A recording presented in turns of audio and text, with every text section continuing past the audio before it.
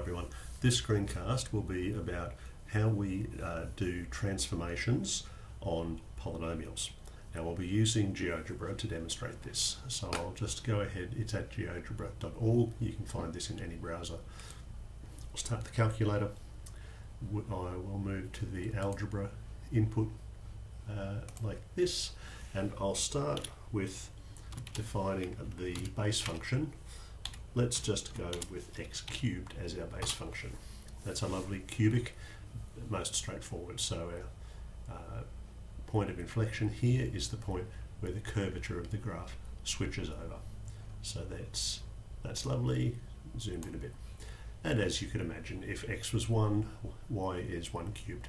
If x is 2, y is 2 cubed, up there at 8. Negative 1 cubed is negative 1, and so on. So there's our cubic. Now let's set up a few parameters, a few constants here. So a equals 0, and that produces a slider. H equals 0, and k equals 0.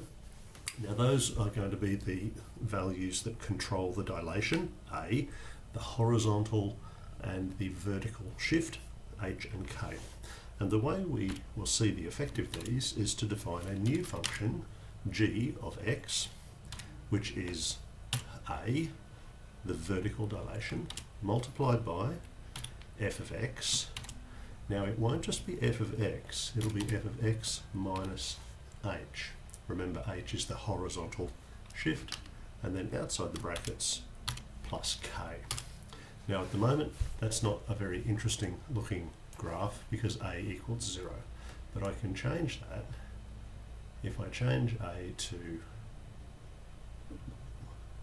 1, a bit hard to stop exactly on 1.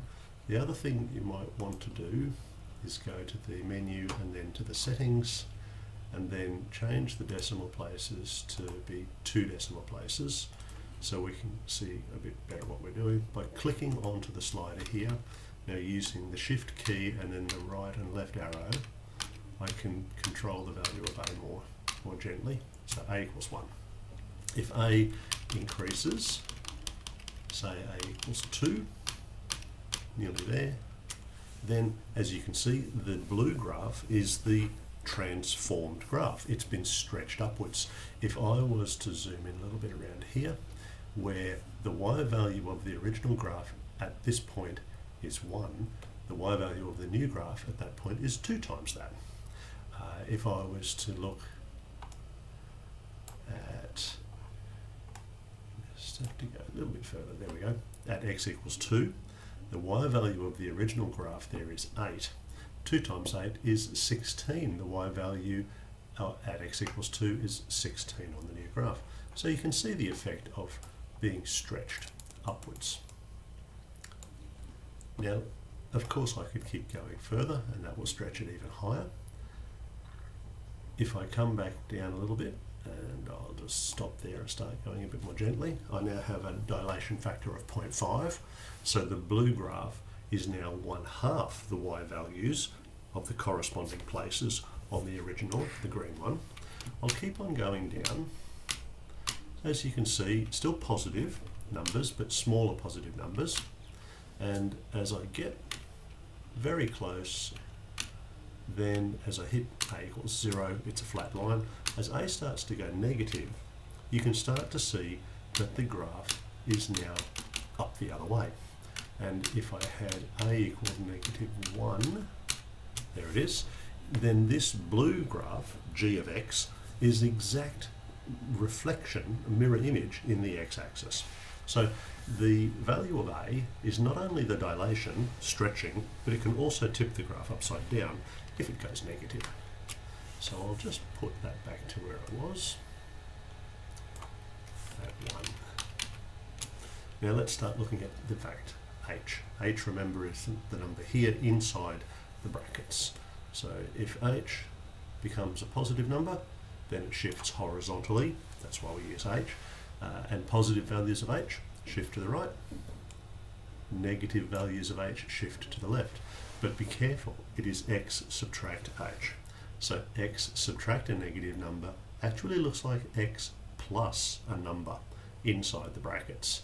When h is a positive number, like 1.7, then it looks like x subtract 1.7. Then the subtract, the negative sign, is part of the rule. The value of h is not including the negative sign in front of it. So that's interesting.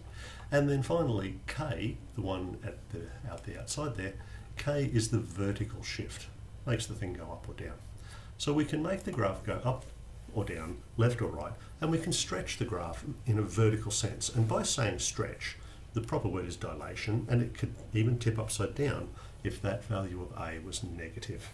So that's using the GeoGebra to investigate these things. Now, I don't have to just start with my base function being x cubed. If I wanted to, I could write anything here. I could write x take 1, x plus 2, then x take 3. I'll just turn the blue one off for a minute, and I'll zoom back out a little.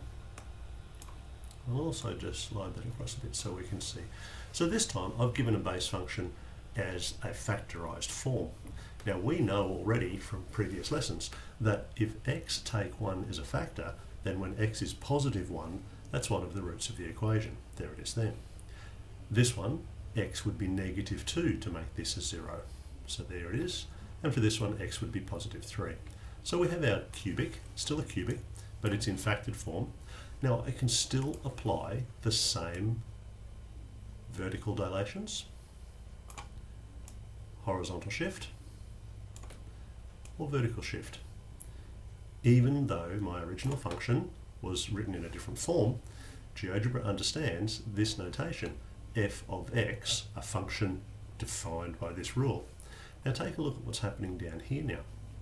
Each of these, instead of x take 1, it's applying all of that stuff right there. There's the take away 2.4, take away negative 2.4, that's why it's plus, and then the extra bits are added in there as well. So that's how you can investigate translations, dilations, in short, transformations. I could even, if I wanted to, go back up to here, which was a topic we were looking at previously, of exponential functions, something like 2 to the power of x. So the green one, there's 2 to the power of x. Once again, I can have a vertical translation. If I go negative, it tips upside down. I can have a horizontal translation, and there's my vertical shift. So the same ideas of a dilation or horizontal and vertical translations apply no matter what the base function is. Okay, that's enough for now. Thanks for watching.